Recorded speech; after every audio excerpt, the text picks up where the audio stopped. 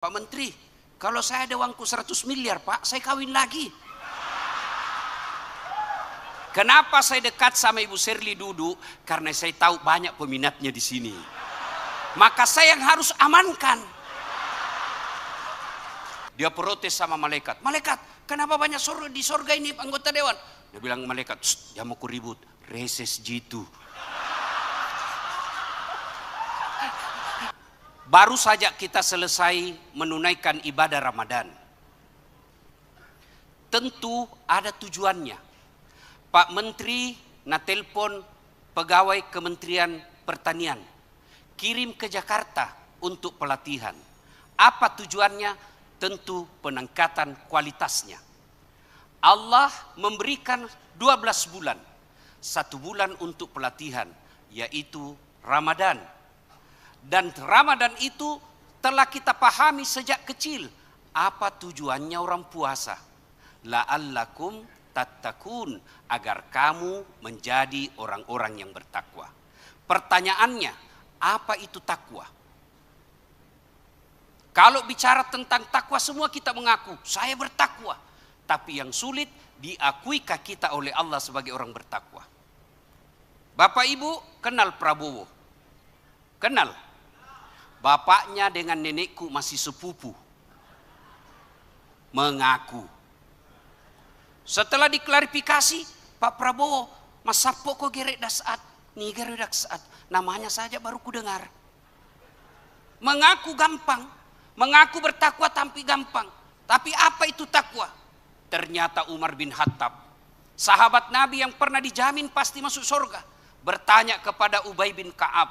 Ubay bin Ka'ab ini guru ngajinya para sahabat. Ubay bin Ka'ab ini imam tarawehnya Umar bin Khattab. Ubay bin Ka'ab ini salah satu sahabat yang sangat dicintai oleh Nabi. Juru tulisnya ayat. Umar bertanya, wahai Ubay, apa itu takwa? Ubay bin Ka'ab menjawab, wahai Umar, pernahkah engkau berjalan bersama Nabi di atas batu cadas? Ya. Apakah Nabi ketika menghadapi batu cadas, dia mundur dari jalannya dan tidak jadi melanjutkan perjalanan? Tidak, Nabi tetap melanjutkan perjalanannya, tetapi ada perubahan sikap. Dia sangat berhati-hati melewati batu cadas itu agar kakinya tidak terluka. Maka Ubay bin Ka'ab menjawab, itulah takwa, kehati-hatian. Nah, apa operasionalnya? 1, sebagai pejabat berhati-hatilah melaksanakan jabatanmu. Alhamdulillah, engkau menteri tak bos, masu satoi sepak, ake telui menteri, Pak Amran Sulaiman. Susah-susah ton dicari menteri seperti ini, 3 kali menteri Pak. Dan alhamdulillah dilaksanakan jabatan itu dengan baik. Dek tona pakasiriki. Saya Allah takdirkan, Pak Menteri, Allah takdirkan saya sebagai penceramah. Meskipun dulu saya bercita-cita jadi tentara. Hanya karena ceper, tidak lulus. Alhamdulillah temanku baret merah karena dia reserse di Sulawesi Barat. Saya baret putih karena jadi ustadz. Berapa tentaraku ceramai hari ini. Allah kasih yang terbaik. Saya Allah takdirkan jadi penceramah. Saya bangga menjadi orang Bugis. Di mana-mana saya ketemu orang Bugis. Saya pergi ke pelosok Sumatera, ada namanya Pulau Kijang. Nah suruh kak ceramah bahasa Bugis. Saya pergi ke Kalimantan Selatan, ada juga di situ namanya Batu Licin. Pagatan, bahasa Bugis Pak. Saya pergi ke Singapura, ada Bugis Street. Pergi ke Sabah, Sarawak, mayoritas orang Bugis, orang kaya di sana. Begitu saya masuk penjara, ada juga orang Bugis. Di mana-mana saya ketemu orang Bugis. Alhamdulillah. Ada Bu Sherly. Saya perlu luruskan semua ini. Saya perlu luruskan. Kenapa saya dekat sama Ibu Sherly duduk? Karena saya tahu banyak peminatnya di sini. Maka saya yang harus amankan.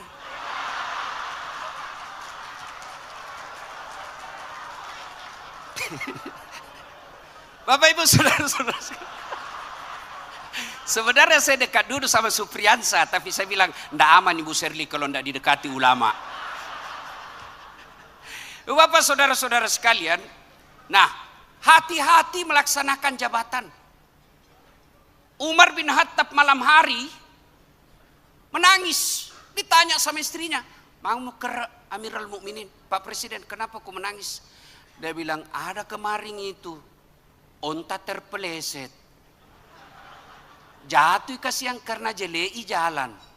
Saya tidak tahu apa ku jawabkan nanti di hari akhirat. Onta jatuh karena jelek jalan. Umar bin Khattab malamnya bingung apa jawaban di hadapan Allah. Dengar Ki Pak Bupati,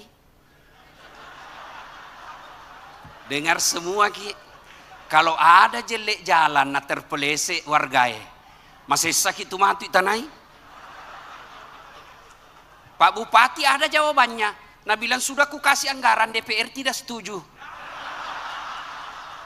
Pernah kita dengar ceritanya anggota DPR di akhirat? Kan masuk surga ini penghafal Quran. Begitu masuk surga penghafal Quran, dilihat kenapa banyak anggota dewan dalam surga. Nah banyak anggota dewan di penjara. Dia protes sama malaikat. Malaikat, kenapa banyak di surga ini anggota dewan? Dia bilang malaikat, jangan mau ribut, reses jitu.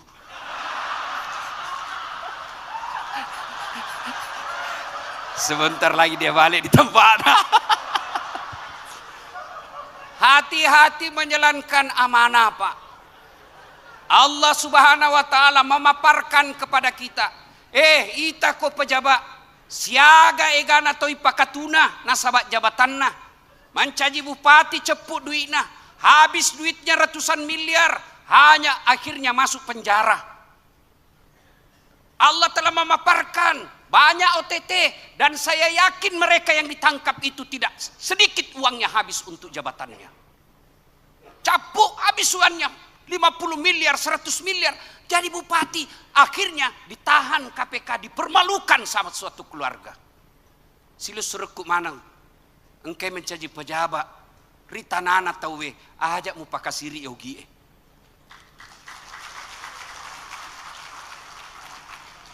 Jangan mempermalukan orang Bugis. Lebih baik uang kita habis untuk rakyat daripada habis harga diri kita ambil uang rakyat. Ya royasa ngogi pas sompet siri na pace.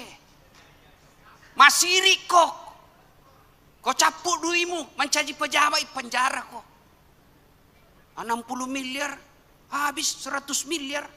Oh, Pak Menteri, kalau saya ada uangku 100 miliar Pak, saya kawin lagi. Saya sogok mama necek 20 miliar goyam yo takna. Ini 20 miliar tabung mako. Saya mau kawin lagi, nah bilang kawin mako lagi.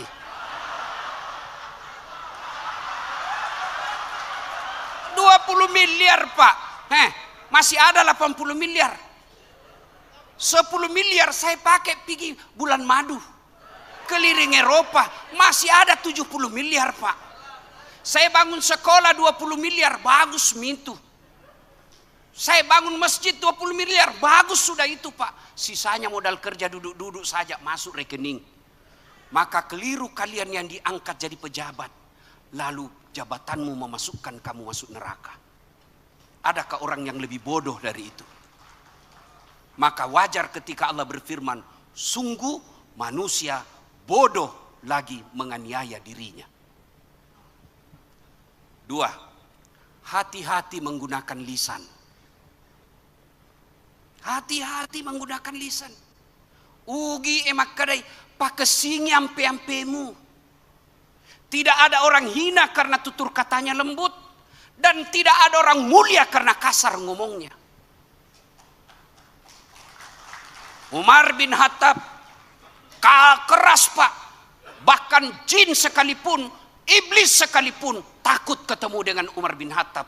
Tapi tidak ada pernah kita dengar Umar kasar ngomong. Tegas tidak berarti kasar dan kurang ajar. Mahasiswa saya Pak, saya kasih konsekuensi. Kalau dia terlambat, kesepakatan jam 10 masuk. Terlambat 10 menit tidak boleh masuk. Dia datang, Assalamualaikum Ustaz. Waalaikumsalam. Aduh jam berapa mestinya masuk dek? Jam 10 Ustaz. Jam berapa Mini Dek? 10:10. Di luar makin saja dulu Dik, nanti baru kita ketemu lagi. Enak perasaannya. Kenapa? Saya menerapkan aturan tidak mesti kasar. Coba kalau saya kasar, bodoh memang kau, keluar kau. Begitu keluar, nak kasih kempes bawa mobilku. Pakesinya di Adamu. Rasulullah, tuan-tuan, saya perlu luruskan lagi ini. Pelajaran yang sangat berharga dari Rasulullah. Ketika beliau hijrah dari Mekah ke Madinah, kemudian mau memperbaiki struktur masyarakat di Madinah, ada 5 perintah Rasulullah yang menjadi perintah harian pada saat itu. Satu di antaranya, ahsin kalamaka, haluskan tutur katamu.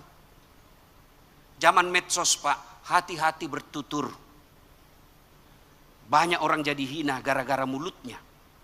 Maka hati-hati. Maka itu sehingga perlu adanya staf ahlinya itu pejabat. Itu penting ada staf karena di kode habis waktu. Bapak Ibu saudara-saudara sekalian, pada akhirnya karena waktu terbatas, saya bangga menjadi orang Bugis. Di mana-mana kita alhamdulillah mengangkat harkat dan martabat. Ciri-ciri orang Bugis kalau merantau Pak, pasti malabo. Pasti dermawan. Salah satu ciri orang Bugis, saya keliling, Allah takdirkan saya jadi penceramah. Apalagi kalau mau pilkada, saya paling laris Pak. Di mana-mana KKSS diperebutkan. Kenapa? Karena kalau dia jadi tim sukses, tidak ngambil uangnya orang Pak. Dia habis uangnya untuk kasih menang orang. Masih riku tuh kali balik otomu. Itu orang Bugis Pak. Alhamdulillah, bersyukur kita jadi orang Bugis. Satu, begitu kita sebut orang Bugis pasti Islam. Orang apa kok? Bugis, pasti orang Islam. Orang apa? Jawa, belum tentu. Itulah, alhamdulillah, kita Bugis. Maka ajak mau pakai siri-siri. Bagus sekali. Tadi bahasanya. Sompek macapak deceng, lisu mapa deceng. Itulah orang Bugis. Alhamdulillah. Karena waktu yang terbatas, akhirnya saya ingin berpantun. Tolong ucapkan cakep. Ibu Serli naik perahu. Yang penting kita bersatu. Ibu Serli naik gerobak. Yang penting kita kompak. Ibu Serli masih janda. Urusannya Pak Menteri.